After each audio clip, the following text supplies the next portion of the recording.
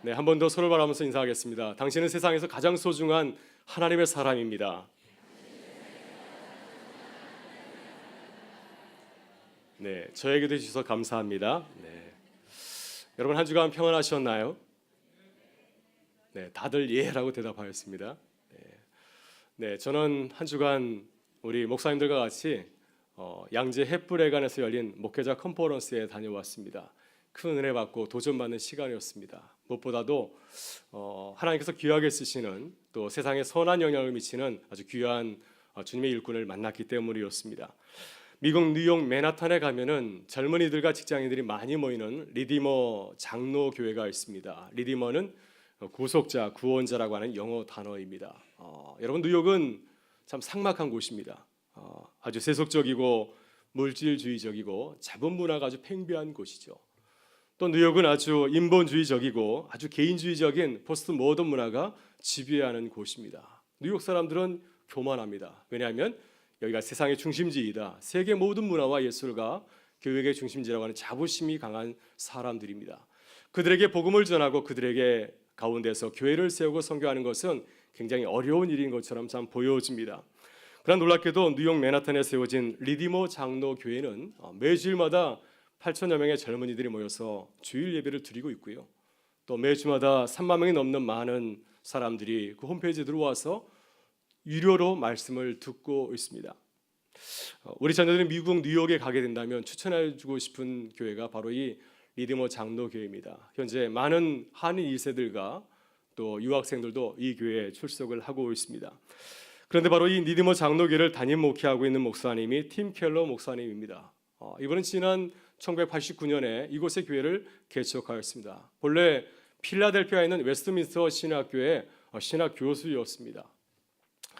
그런데 교수를 하다가 개척의 부르심을 받고 이제 교수직을 사임하고 도시에서의 복음 전도 사역을 위해서 헌신하였습니다. 그래서 지난 30년간 열심히 사역하여서 뉴욕에서 가장 활력 있는 교회를 이렇게 이루었고요. 또 미국 사회에서 아주 가장 강력한 영향력을 행사하는 교회로 성장하게 되었습니다. 그런데 팀 켈러 목사님은 지난 2017년 작년이죠. 작년 7월 1일에 이제 현직에서 물러나서 지금은 도시교회 개척 네트워크를 세우고 영어로 하게 되면은 City to City 네트워크라고요. 도시와 도시에 교회를 세우는 복음적인 교회를 세우는 그러한 사역을 시작하고 도시의 복음적인 교회를 세우는 사역에 전념을 하고 있습니다. 미국뿐만 아니라 유럽과 아시아에서도 도시의 복음적인 교회를 세우는 일에 아주 열심을 다하고 있습니다. 이번에 한국에 오셔서도 3일간 이러한 목회자 컨퍼런스를 열고 또 자신이 받았던 그 은혜를 나눠주는 그런 귀한 사역을 하였습니다. 제가 이번 컨퍼런스에서 이 켈러 목사님을 통하여서 감동받고 도전받은 것은 그분의 사랑과 열정이었습니다.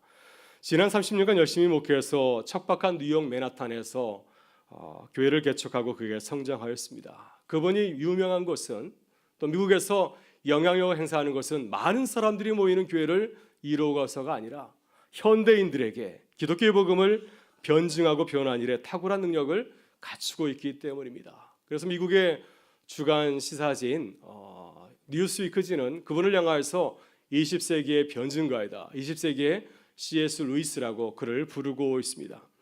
그는 목회 일선에서 은퇴한 이후에 대형교회의 성공한 목회자로 만족하지 아니하였습니다. 뉴욕 맨하탄에 교회를 세운 자신의 그 노하우를 전하는 일에 아주 힘을 쓰고 있습니다. 내가 어떻게 현대인들에게 복음을 전하였는가? 나만의 그 노하우가 있지 않겠습니까? 어떻게 내가 복음적인 교회를 세웠는가? 이것을 전하는 일에 최선을 다하고 있습니다.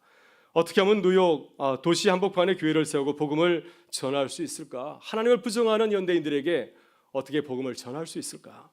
이런 비전을 가지고서 도시의 복음적인 교회를 개척하는 일에 자신의 마지막 사명으로 이렇게 생각하고 열심을 다하고 있습니다. 또 수많은 저서를 통하여서 자신이 깨달은 복음의 전례를 전하기 위해서 아주 애를 쓰고 있습니다. 여러분, 이분이 이러한 사역, 이러한 비전을 감당하는 힘이 어디서 나올까요? 저는 가만히 생각해 보니까 바로 교회를 사랑하는 그 마음에서 나온 것이 아닌가 하는 생각이 듭니다. 삭막한 이 도시에 교회를 세워야 되는, 이 교회를 바라보면서 안타까운 마음이 들었기 때문에, 궁일의 마음을 가지고 있었기 때문에 그렇게 열심을 다해서 사역하는 것이 아닌가 하는 것입니다.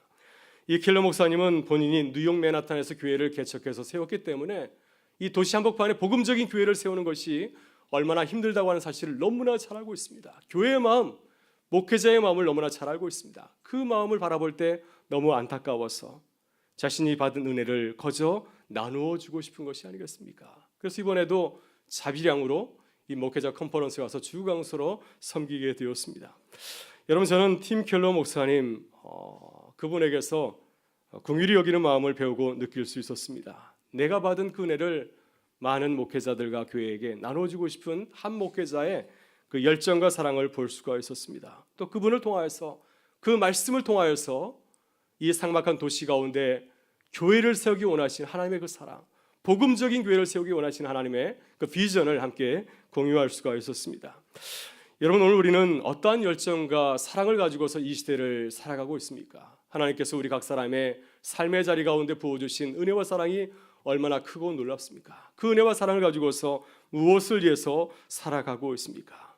여러분, 우리도 이 팀 켈러 목사님과 같이 주님이 내게 주신 은혜와 사랑에 감사하면서 열정을 가지고서 그 은혜와 사랑을 나눠주는 일에 최선을 다하는 우리 모두가 될 수 있기를 바랍니다.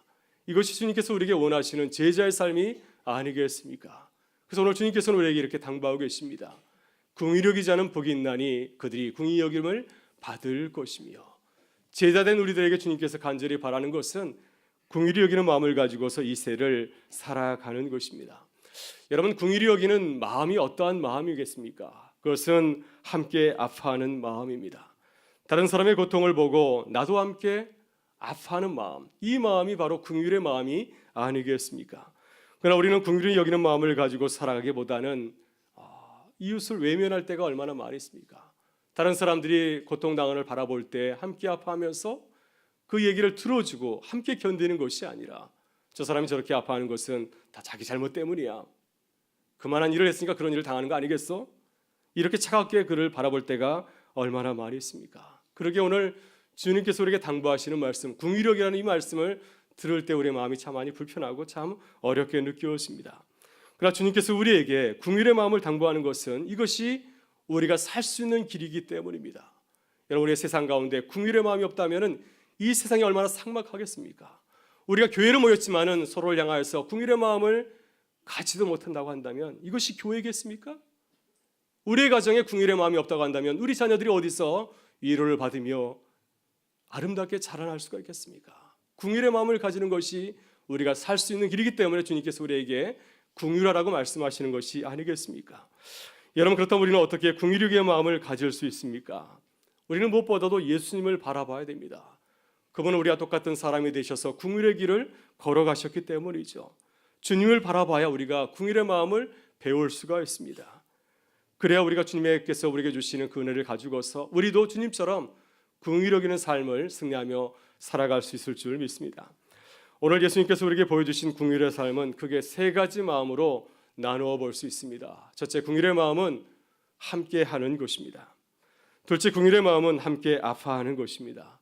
셋째, 긍휼의 마음은 함께 견디는 것입니다.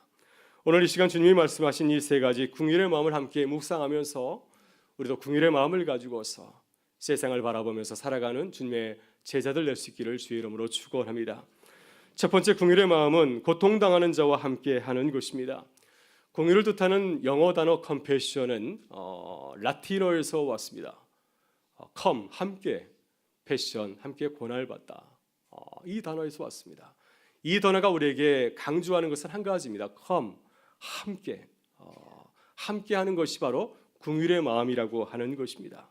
여러분, 긍휼은 고통당하는 사람과 함께 하는 것이죠. 다른 사람의 아픔을 남의 것으로 돌리지 아니하고 그 아픔을 나의 것으로 동일시하는 것입니다.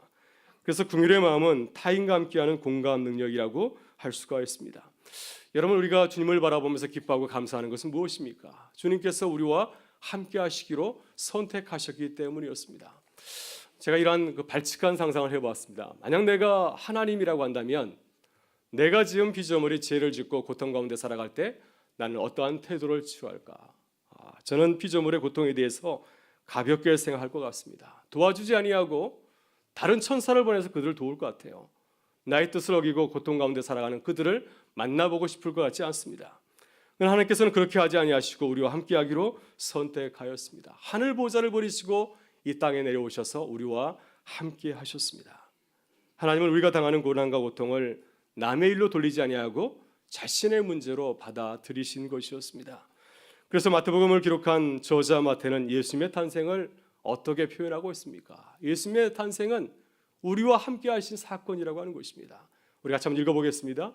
이 모든 일이 된 것은 주께서 선자로 하신 말씀을 이루려 하심이니 이르시되 보라 처녀가 잉태하여 아들을 낳을 것이요 그의 이름은 임마누엘이라 하리라 하셨으니 이를 번역한즉 하나님이 우리와 함께 계시다 함이라. 네, 예수님의 탄생은 우리와 함께 하신 사건이라고 하는 겁니다. 요한복음도 마찬가지로 똑같이 이렇게 기록하고 있습니다.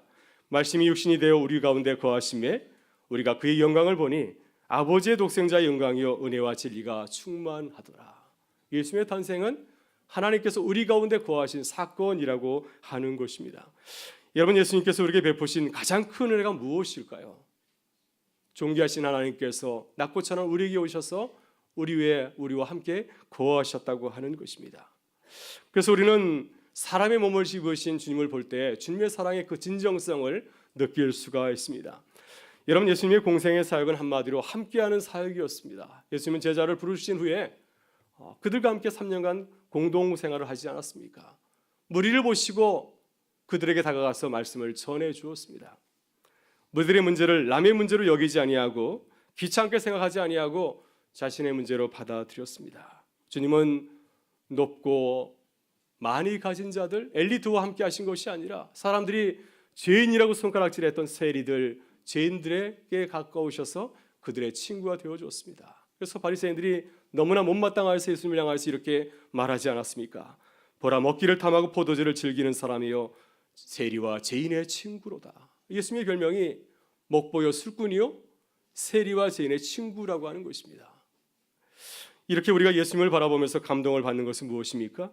예수님은 우리의 친구가 되어주셨습니다. 우리 한 사람 한 사람에게 찾아오셔서 우리의 친구가 되어주셨고 우리와 함께 하시기로 선택하시고 작정했다고 하는 것입니다.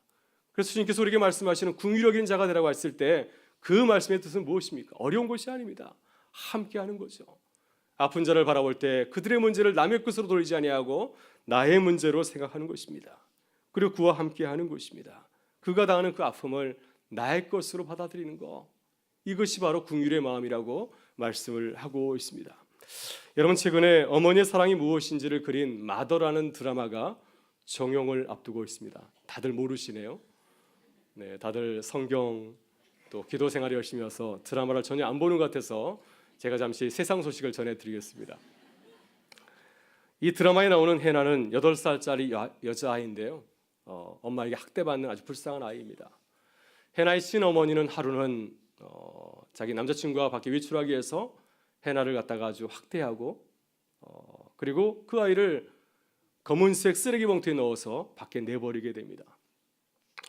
해나를 잘 아는 초등학교 선생님 강수진은 학대받는 그 모습을 보면서 해나의 어머니가 되기로 결심을 합니다. 그래서 그 해나를 어머니에게서 이렇게 납치해서 도망을 치게 되죠. 그러나 강수진 선생님은 해나와 함께 도주하다가 경찰에 붙잡혀서 재판을 받게 됩니다. 법정에서 이제 판사는 마지막으로 이 강수진 선생님한테 최후 진술을 하게 됩니다. 그때 이 강수진 선생님은 많은 사람 앞에서 내가 왜 이 해나라는 아이를 납치했는가 그 이유를 얘기하게 돼요. 저도 어려서 아버지에게서 심한 학대를 받는 가정에서 자랐습니다. 제가 쓰레기 봉투에 버려진 해나를 보았을 때 저는 제 모습을 보았습니다. 그래서 저는 학대받는 해나를 못 본 척하고 그냥 지나칠 수가 없었습니다. 내가 지은 죄를 너무나 잘 알고 있지만 다시 이런 해나를 본다면 나는 또다시 그를 유괴할 것 같습니다. 여러분, 저는 이 마음이 긍휼의 마음이 아닐까 생각이 듭니다. 이 마음이 우리와 함께 하신 하나님의 마음이 아닐까 생각이 들고요. 주님께서 우리에게 말씀하시는 그 긍휼의 마음이 바로 이 마음이 아닐까 하는 생각이 듭니다. 여러분, 우리와 함께 하신 그 주님의 마음, 우리와 함께 하신 주님의 그 긍휼의 마음을 가지고서 우리 주위를 바라볼 수 있기를 바랍니다. 그래서 고통당하는 자들, 우리 자녀들, 우리 이웃들, 우리 교우들 바라보면서 그들과 함께하는 교회와 성도 될 수 있기를 주의 이름으로 축원합니다. 두 번째 긍휼의 마음은 고통당하는 자와 함께 아파하는 것입니다. 하나님과 예수님의 그 긍휼을 보여주는 히브리어와 헬라어는 그림 언어입니다. 다시 말해서 히브리어와 헬라어는 하나님과 예수님께서 우리를 향해서 어떤 마음을 가지고서 우리와 함께 하시고 우리와 아팠는지를 그림을 통해서 보여주고 있습니다. 그래서 이 히브리어와 헬라어를 보게 되면은 우리가 그림 이미지를 발견할 수가 있습니다. 여러분은 사랑하는 사람이 아프고 힘들 때 어디가 아프신가요? 어떤 사람은 머리가 정말 뽀개지는 것 같이 아프다는 사람도 있고, 또 가슴이 찢어지는 것 같은 통증을 느낀다고 하는 사람이 있습니다. 하나님도 그러시다고 하는 거죠. 하나님께서 우리가 고통당하실 때 아무렇지 않은 것이 아니라 하나님의 몸의 일부가 찢어지는 것 같은 통증을 느낀다고 말씀을 하고 있습니다. 여러분, 먼저 긍휼을 뜻하는 히브리어는 라함인데 이것은 어머니의 태, 자궁을 가리키는 말입니다. 하나님은 마치 어머니가 자신의 태 속에 들어있는 그 태와 함께 10달 동안 동고동락하는 것처럼 우리와 함께 아파하시고 우리와 함께 아파하신다고 하는 겁니다. 우리와 함께 어떤 삶의 자리에서든지 우리와 함께 고통을 당하신다고 하는 겁니다.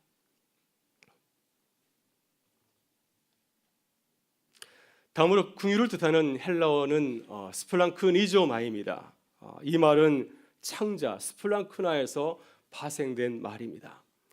여러분, 우리는 자녀가 힘들고 어려워할 때, 진로나 또 취업 때문에, 결혼 때문에 힘들고 어려워할 때 우리의 창자가 끊어지는 것 같은 그런 아픔을 느끼지 않습니까? 예수님께서도 우리가 힘들어할 때 창자가 끊어지는 것 같은 고통을 느끼신다고 하는 겁니다. 이렇게 히브리어와 헬라어는 주님의 그 긍휼의 마음을 아주 구체적으로 잘 보여주고 있습니다.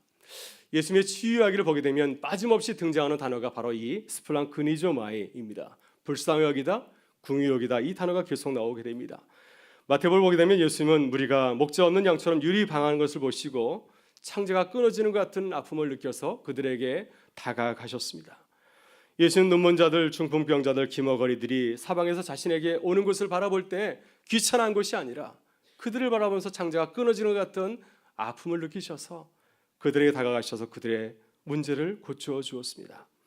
마태복음 14장 14절은 이렇게 기록하고 있습니다. 같이 한번 읽어보겠습니다.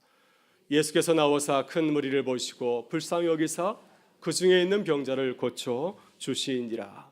여기서 말하는 불쌍히 여기사, 이 단어가 스플랑크니조마리입니다. 이렇게 예수님이 병자를 고치시는 기적을 베푸신 것은 자신의 능력을 보여주어서가 아니라, 보여주러 가신 것이 아니라 많은 사람들을 바라보면서 가슴이 찢어지는 것 같은 고통을 느꼈기 때문에 그러한 치유의 기적을 베푸신 것이었습니다.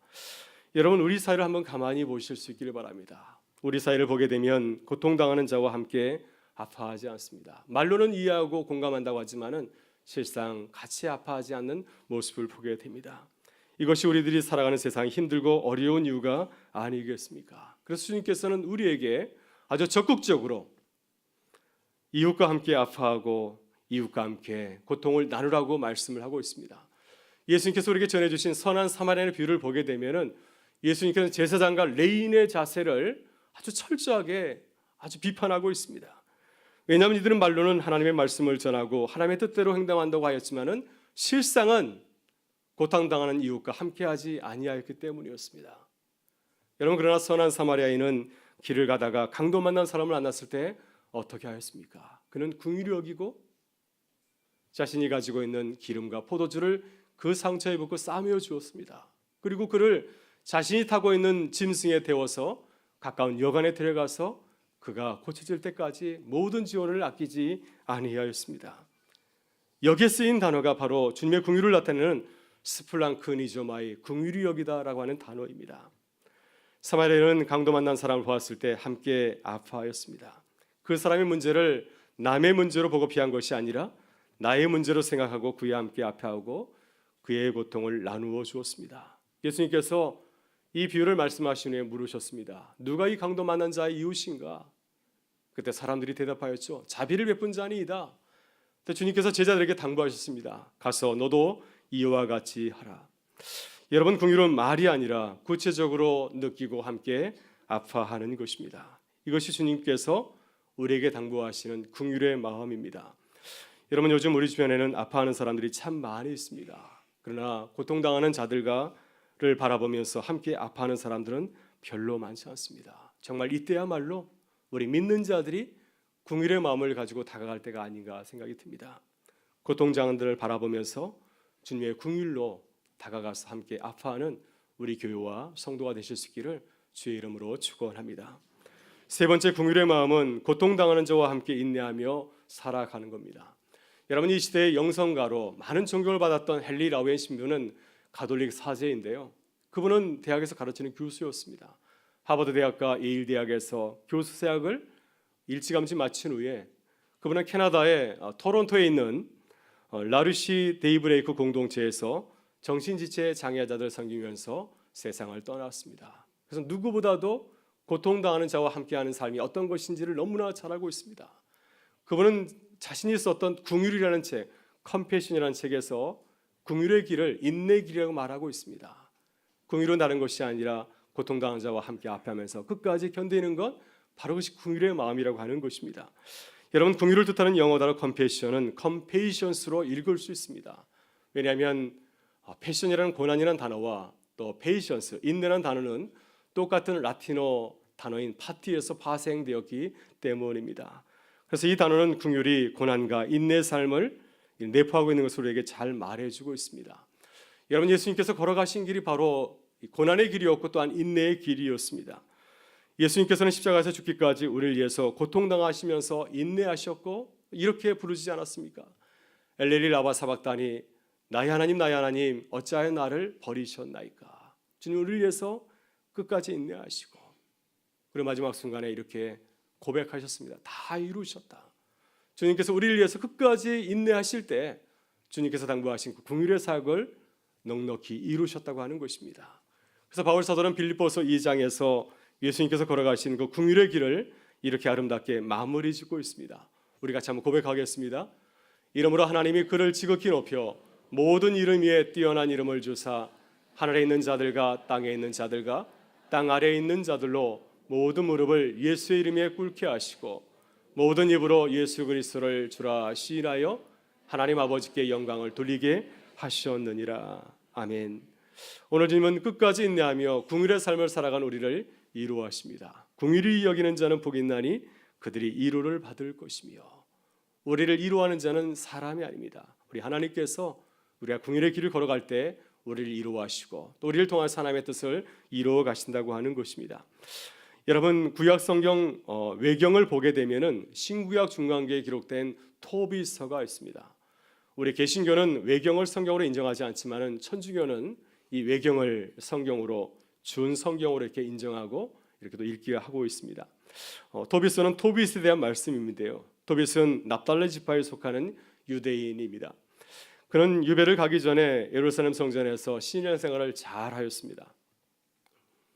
절기를 잘 지켰습니다. 11조 꼬박꼬박 잘 드렸고 또 주위에 어려운 사람이 있으면은 구제 생활하는데 아주 열심을 내었습니다. 긍휼의 삶을 살아갔습니다. 그런데 아주 불행한 일을 만나게 되었습니다. 뜰에서 잠을 자는데 그만 참새가 뜨거운 똥을 그의 눈에 위에서 싸버려 가지고 이렇게 실명을 하게 되었습니다.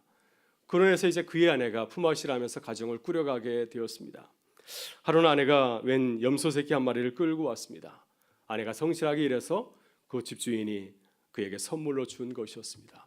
그런데 토빗은 그 사실을 잘 알지 못하기 때문에 아내를 구박합니다. 이제 아내가 도둑질하지 하는구나. 빨리 돌려주라. 얘기합니다. 그 아내가 너무너무 화가 나는 거죠.